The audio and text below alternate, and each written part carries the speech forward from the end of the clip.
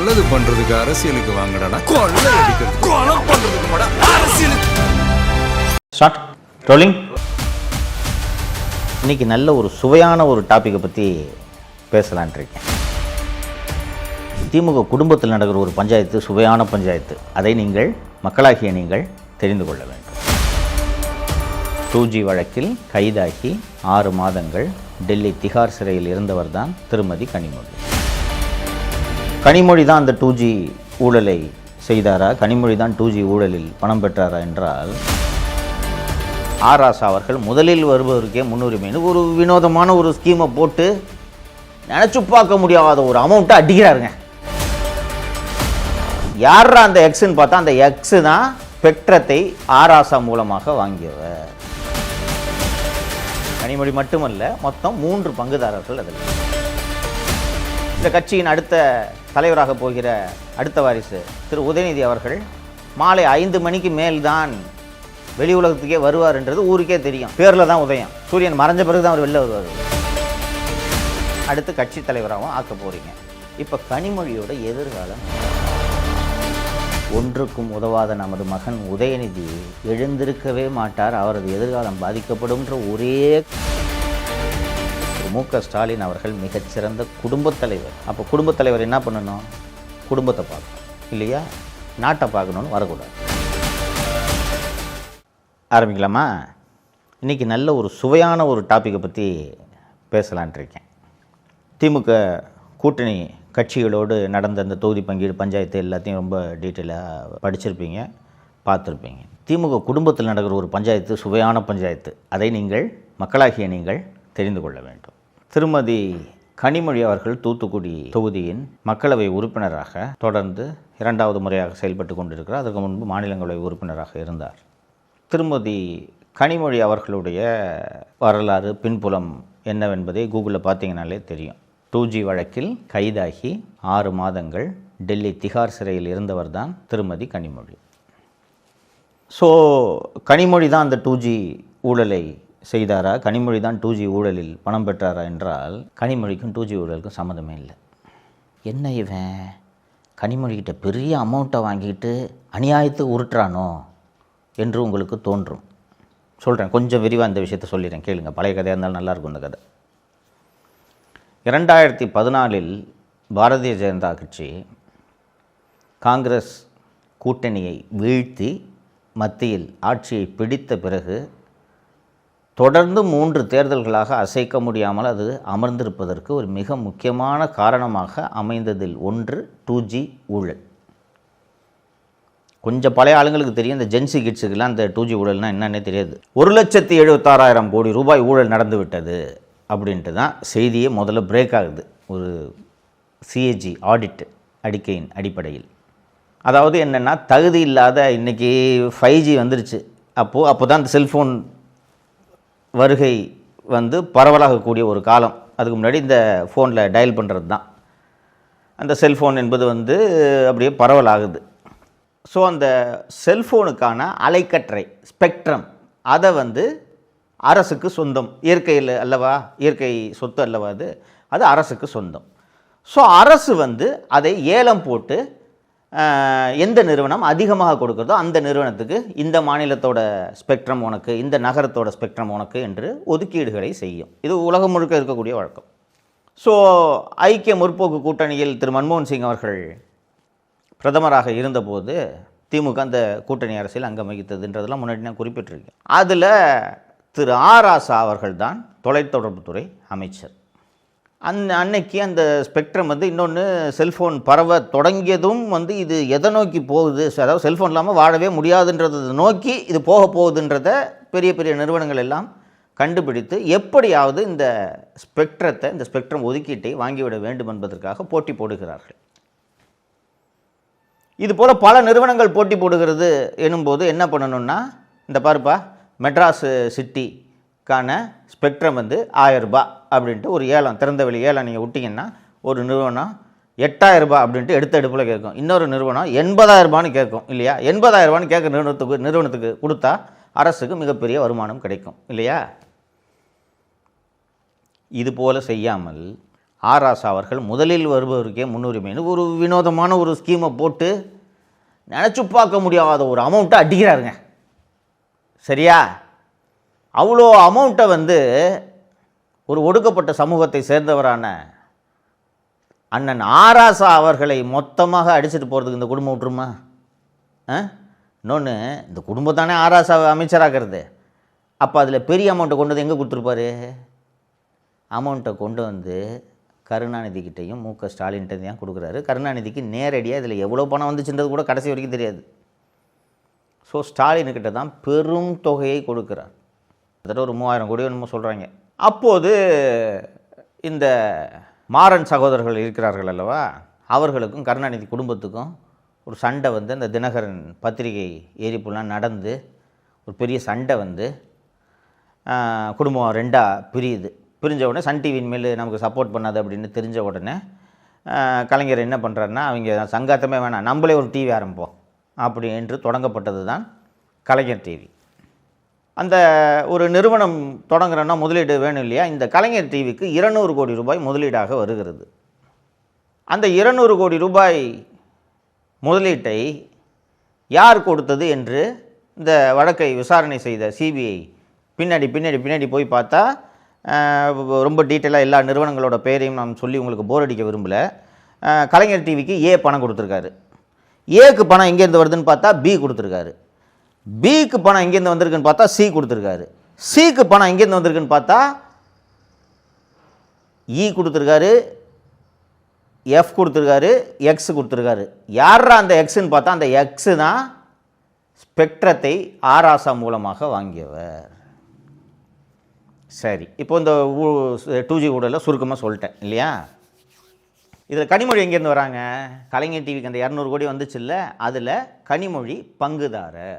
கனிமொழி மட்டுமல்ல, மொத்தம் 3 பங்குதாரர்கள். அதில் 60% பங்கு தயாளு அம்மாளுக்கு. தயாளு அம்மாள் யார்? திரு ஸ்டாலின் அவர்களின் தாயார், கருணாநிதியின் மனைவி. 20% ஷேரு கனிமொழிக்கு. கனிமொழி யார்? கருணாநிதியின் 2வது மனைவியின் மகள். 3வது ஷேர் யாருன்னா சரத் ரெட்டி என்பவருக்கு கொடுத்திருக்கிறார்கள். இந்த சரத் ரெட்டி யாருன்னா வேற ஒரு ஜெமினி டிவின்னு வேறு ஒரு சேனலில் வேலை செய்து கொண்டிருந்தவர். இந்த கலைஞர் டிவின்னு டிவி தொடங்குறாங்கல்ல, இந்த டிவியை சக்ஸஸ் பண்ணணுன்றதுக்காக அவர் எம்டியாக வேலைக்கு கூப்பிட்றாங்க. வேலைக்கு கூப்பிடும்போது வேலை சம்பளத்துக்குலாம் நான் வர முடியாதுங்க, இங்கே நான் பெரிய பொசிஷனில் இருக்கேன்னு சொன்னோம். உனக்கு 20% ஷேர் தரேன்யா வாயா அப்படின்னு அவர் வர்றாரு. சரத் ரெட்டி கைது செய்யப்படுகிறார். கனிமொழி கைது செய்யப்படுகிறார். 60% ஷேர் வச்சுருந்தாங்கல்ல தயாளம்மாள், அவங்கள சிபிஐ கைது செய்யவே இல்லை. அந்த கைது செய்த சிபிஐ காங்கிரஸ் ஆட்சியின் கீழ் இருந்த சிபிஐ என்பது முக்கியமானது. என்ன நடந்துச்சு ஆக்சுவலின்னா, கனிமொழி அதில் ஷேர் ஹோல்டர் 20%. அதாவது என்னென்னா, ஏதாவது பொண்ணுக்கு செய்யணுன்றதுக்காக ஒரு 20% கொடுக்குறாரு. ஏன்னா கட்சி தலைவராக அடுத்த ஸ்டாலின் தான் வரப்போகிறார் அப்படின்றது அப்போவே அவர் முடிவு பண்ணிட்டார். ஸோ பொண்ணுக்கு எதுவுமே செய்யலையே அப்படின்ட்டு இந்தாம்மா ஒரு 20% வச்சுக்கமான்ட்டு வம்புக்கு கொடுக்குறாரு. ஒரு நிறுவனம் 200 கோடி கடன் வாங்கலாமா இல்லையான்றதை 60% ஷேர் வச்சுருக்கவங்க முடிவு எடுப்பாங்களா, 20% ஷேர் வச்சுருக்கவங்க முடிவு எடுப்பாங்களா சொல்லுங்கள்? ஆனால் 20% ஷேர் வச்சுருந்த 2 பேரும் ஜெயிலுக்கு போனாங்க. 60% ஷேர் வச்சுருந்த தயாளு அம்மாள் சிறைக்கு செல்லவில்லை. என்ன காரணம்? காங்கிரஸ் கூட்டணி ஆட்சி நடத்தி கொண்டிருந்தாலும் பொதுமக்கள் இடையே இந்த 2G ஊழல் 1,76,000 கோடி என்று பிரம்மாண்ட ஊழலாக பேசுபொருளாகி எதிர்க்கட்சிகள்லாம் கடுமையாக பேச தொடங்கியதும் காங்கிரஸ் கட்சியும் சரி சிபிஐயும் சரி கூப்பிட்டு சொல்லிட்டாங்க, சார் நாங்கள் ஃபேமிலியில் ஒருத்தர் அரெஸ்ட் பண்ணி ஆகணும், 200 கோடி இங்கே வந்திருக்கு, எவிடன்ஸ் இருக்குது. அப்போ யாரை அரெஸ்ட் பண்ணோம்? தயாளு அம்மாளை தான் அரெஸ்ட் பண்ணோம் இல்லையா? 60% ஷேர் யார்? அவங்க தானே வச்சுருக்காங்க. அந்த சமயத்தில் கருணாநிதி என்ன பண்ணுறாரு, அம்மா பாவம்மா வயசானவங்க அப்படின்னு சொன்னதும் சரிப்பான்னு சொல்லிவிட்டு கனிமொழி பொறுப்பை ஏற்றுக்கொண்டு சிறைக்கு செல்கிறார் தயாளு அம்மாளை காப்பாற்றுவதற்காக. அதில் பணம் வாங்கினது யார்? ஸ்டாலின். சரியா? இது பின்கதை. இப்போது தற்போதைய கதைக்கு வருவோம். இது கனிமொழி தொடர்ந்து 3வது முறையாக எம்பியாக இருக்கிறார் என்று சொல்லியிருக்கிறேன். கனிமொழிக்கு மாநில அரசியலுக்கு வரணுன்ட்டு ரொம்ப விருப்பம். கட்சியினரும் விரும்புகிறார்கள், அதான் உண்மை. இந்த கட்சியின் அடுத்த தலைவராக போகிற அடுத்த வாரிசு திரு உதயநிதி அவர்கள் மாலை 5 மணிக்கு மேல்தான் வெளி உலகத்துக்கே வருவார் என்றது ஊருக்கே தெரியும். அந்த கட்சியோட சின்னம் உதயசூரியன். ஆனால் அந்த உதயசூரியனை பார்க்காத ஒரே ஆள் யாருன்னு கேட்டிங்கன்னா அந்த கட்சியில் உதயநிதி தான். பேரில் தான் உதயம். சூரியன் மறைஞ்ச பிறகு தான் அவர் வெளில வருவார் அவர். ஸோ கட்சியிலே நிறைய பேருக்கு வந்து இவர் கட்சியை சரியாக வழிநடத்த மாட்டார் உதயநிதின்ட்டு உதயநிதி மேலே பெரிய அளவில் நம்பிக்கை இல்லை. இன்னொன்று, உதயநிதிக்கும் உழைக்கிறதுக்கான ஆசையே கிடையாது. ஆனால் கனிமொழிக்கு அரசியல் என்றால் மிகவும் பிடிக்கும், அரசியலில் விரும்பி செய்யக்கூடியவர், அண்ட் கட்சி அரசியலில் மிக மிக தீவிரமாக ஈடுபடுபவர். ஒரு அரசியல்வாதி எப்படின்னா 24 மணி நேரமும் அரசியலை சிந்தித்து கொண்டிருக்க வேண்டும் அல்லவா? அதை முழுக்க செய்யக்கூடியவர் தான் கனிமொழி. 24 மணி நேரமும் சினிமாவை பற்றி மட்டும் சிந்தித்து கொண்டிருக்கக்கூடியவர் தான் உதயநிதி. ஆனால் அந்த உதயநிதி கிட்ட கட்சி பொறுப்பை ஒப்படைச்சு 26 தேர்தலுக்கு பிறகு சிஎம் ஆக்கலான்ட்டு அவர் கனவு கண்டுகிட்டு இருக்காரு. கனிமொழி என்னென்னா டெல்லியில் போய் எம்பியாக இருக்கணும், அதோட டெல்லியோடு இருந்துக்கணும், டெல்லிக்கிட்டு வரக்கூடாது. சரி, டெல்லி அரசியலையாவது முழுமையாக கனிமொழியை செய்ய விடுகிறாரா என்று கேட்டால், டெல்லி அரசியலை செய்வது ஸ்டாலினோட மருமகன் சபரீசன் மற்றும் டிஆர் பாலு. அங்கேயும் கனிமொழிக்கு ரோல் இல்லை, இங்கேயும் ரோல் இல்லை. ஸோ இப்போது 26 தேர்தலில் திமுக வெற்றி பெறுகிறது என்று ஒரு கற்பனை வைத்துக்கொள்ளுங்கள். யாருக்கு பொறுப்பு கிடைக்க போகுது? ஏற்கனவே 21 ஜெயித்த உடனே 6 மாதத்தில் மந்திரி, 8 மாதத்தில் துணை முதல்வர்னு நீங்கள் அவரை ஆக்கிட்டீங்க, இளைஞரணி செயலாளராக ஆக்கிட்டீங்க, அடுத்து கட்சி தலைவராகவும் ஆக்க போகிறீங்க. இப்போ கனிமொழியோட எதிர்காலம் என்ன? நான் எதுக்காக இந்த 2Gயோட காரணத்தை சொன்னேன்னா, செய்யாத தப்புக்காக ஸ்டாலினோட அம்மா ஜெயிலுக்கு போயிடக்கூடாதுன்றதுக்காக 6 மாதம் திகார் சிறையில் இருந்தவர் தான் கனிமொழி. அவர் மாநில அரசியலுக்கு வரணும்னு நினைக்கிறார். வந்தால் கட்சியை நல்லா பார்த்துக்குவாரன்னா கட்சியை நல்லா பார்த்துக்குவார். ஏன்னா அவர் அரசியலை நேசிப்பவர், அரசியல்வாதியாக நடந்து கொள்பவர்ன்றதை நான் சொன்னேன்.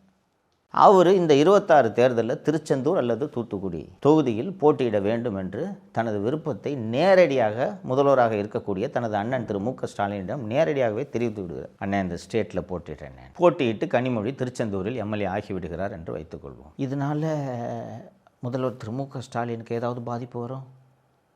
இல்லை திமுகவுக்கு ஏதாவது பாதிப்பு வரும்? இன்னும் அசெம்பிளியில் மிகச்சிறப்பாக பேசுவார் கனிமொழி, இல்லையா? அமைச்சராகவும் ஆக்கலாமே, என்ன தவறு? உழைக்காமல் ஊதாரித்தனமாக இருக்கக்கூடிய உங்களோட மகனை எம்எல்ஏ ஆக்குறீங்க, அமைச்சராக்குறீங்க, துணை முதல்வர் ஆக்குறீங்க. இதெல்லாம் ஆக்கின பிறகும் அவர் உழைக்கல. ஆனால் உங்கள் குடும்பத்துக்காக நீங்கள் வாங்கின லஞ்சத்துக்காக சிறைக்கு போனதும் இல்லாமல் கட்சிக்காக இன்று வரை உழைத்து கொண்டிருக்கக்கூடிய திருமதி கனிமொழி மாநில அரசியலில் பங்கெடுக்க வேண்டும் என்று நினைக்கிறதுல ஏதாவது தவறு இருக்காங்க? சொல்லுங்கள். ஏன் நீங்கள் மட்டும்தான் கருணாநிதி பிள்ளையா? கனிமொழி கருணாநிதியின் மகள் அல்ல, நாடார் சமூகத்தை சேர்ந்தவர். அதனால தானே கொண்டு போய் தூத்துக்குடியில் நிப்பாட்டுறீங்க. நாடார் ஓட்டு வேணும்னா மட்டும் திருமதி கனிமொழி அவர்களே போய் அம்மா நீ போய் பார்த்துக்கம்மா. பெண்டிக்ஸ் ஜெயராஜ் என்பவர்கள் அடித்து கொல்லப்பட்டு விட்டார்கள், அவர்கள் நாடார் சமூகத்தை சேர்ந்தவர்கள். அம்மா நீ போயிட்டு வாம்மா. தூத்துக்குடியிலே ஸ்டெர்லைட் போராட்டத்தில் துப்பாக்கிச்சூடு நடந்திருக்கிறது, அந்த பகுதியிலே நாடார் சமூக மக்கள் அதிகமாக இருக்கிறார்கள் என்று சொன்னதும் அம்மா நீ போயிட்டு வாம்மா. ஏன் ஒரு எம்எல்ஏ சீட்டை கொடுத்து நாளைக்கு மந்திரியம் தான் ஆக்குங்களேன், என்ன தப்பு?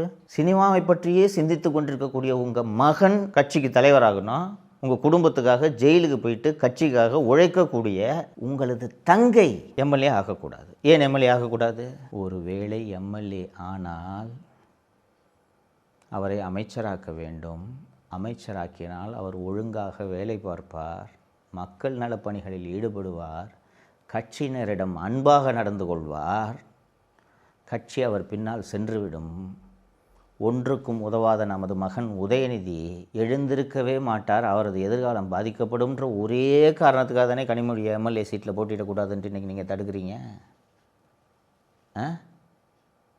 நாடார் ஓட்டை வாங்கிறதுக்கு மட்டும் உங்களுக்கு கனிமொழி வேணும், பெண்கள் ஓட்டை வாங்கிறதுக்கு மட்டும் உங்களுக்கு கனிமொழி வேணும். அந்த ஓட்டுகளை எல்லாம் வாங்கி ஆட்சி பொறுப்பில் அமர்ந்தவுடன் கனிமொழியை டெல்லிக்கு வரட்டி விட்டுருக்கீங்க. நீங்களும் உழைக்காத உங்களது ஊதாரி மகனும் சேர்ந்து கொள்ளையடிச்ச காசில் சினிமா எடுத்துகிட்டு துபாய்ன்னு ஜாலியாக சுற்றி இருப்பீங்க, இல்லையா? வாக்காளர் பெருங்குடி மக்களே, உங்கள்கிட்ட நான் ஒரு நியாயமாகவே கேட்குறேன். இந்த சொந்த தங்கச்சிக்கு நியாயம் செய்யாதவராங்க தமிழக மக்களுக்கு நல்லது செய்வார் நீங்கள் நம்புறீங்க? குறைந்தபட்சம் உங்களுக்கு ஒரு மனசாட்சி வேண்டாம்? ஷாகிது பல்வாகிட்ட இருந்து 3000 கோடி ரூபாய் பணத்தை வாங்கினது மு க ஸ்டாலின் 2G ஊழலில். அவரை வந்து சிபிஐ ஏன் விசாரிக்கலை, கைது செய்யலை அப்படின்னு கேட்டிங்கன்னா நேரடியாக 2G ஊழலில் அவரை இணைக்க ஆதாரங்கள் இல்லை.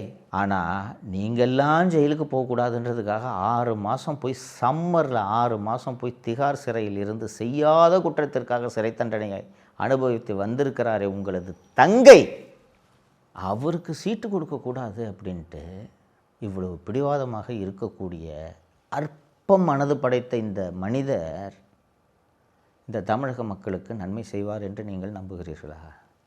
சொந்த குடும்பத்தையே இப்படி தான் நடத்துகிறாரு. கருணாநிதி அவர்களை பொறுத்தவரை நீங்கள் பார்த்தீர்கள் என்றால் பெரிய குடும்பம், ஒரு குடும்பம் என்ன, அழகிரி, தமிழரசு, செல்வி, மூக்கமுத்து எல்லாத்தையும் நல்லா பார்த்துப்பார், எல்லாத்துக்கும் செஞ்சு கொடுப்பார். ஆட்சிக்கு பதவிக்கு வந்துச்சுன்னா ஒவ்வொருத்தருக்கும் ஒன்று செஞ்சு கொடுப்பாரு. அது அதிகார துஷ்பிரயோகம், தப்பு, அது வேறு. ஆனால் செஞ்சு கொடுப்பாரு, ஒருத்தரை விட்டு கொடுக்க மாட்டார். ஆனால் திரு மு.க. ஸ்டாலினை பொறுத்தவரை மு.க. ஸ்டாலின், துர்கா ஸ்டாலின், உதயநிதி, கிருத்திகா, செந்தாமரை, சபரீசன் இவர்களை தவிர இவருக்கு குடும்ப உறுப்பினர்கள், குடும்ப சொந்தக்காரங்களை பற்றி கூட அக்கறை இல்லை. பல இடங்களில் குறிப்பிட்டிருக்கிறேன். திரு மு.க. ஸ்டாலின் அவர்கள் மிகச்சிறந்த குடும்பத் தலைவர். அப்போ குடும்பத் தலைவர் என்ன பண்ணணும்? குடும்பத்தை பார்க்கணும் இல்லையா? நாட்டை பார்க்கணுன்னு வரக்கூடாது. இதுதான் இந்த தேர்தலில் மக்கள் அனைவரும் சிந்திக்க வேண்டிய மிக முக்கியமான விஷயம் என்று நான் நினைக்கிறேன். ஸோ குடும்பத் தலைவரை போய் குடும்பத்தை பார்க்க அனுப்புங்க. நாட்டு மக்களை நேசிக்கக்கூடிய, நாட்டு மக்களுக்கு நன்மை செய்வேன் என்று நம்பக்கூடிய, உழைக்கக்கூடிய தலைவர்களை தேர்ந்தெடுங்கள் என்பது தான் வாக்காளர் பெருங்குடி மக்களாகிய நான் உங்களுக்கு வைக்கக்கூடிய வேண்டுகோள், கோரிக்கை. நன்றி. தமிழகத்தை காப்போம்.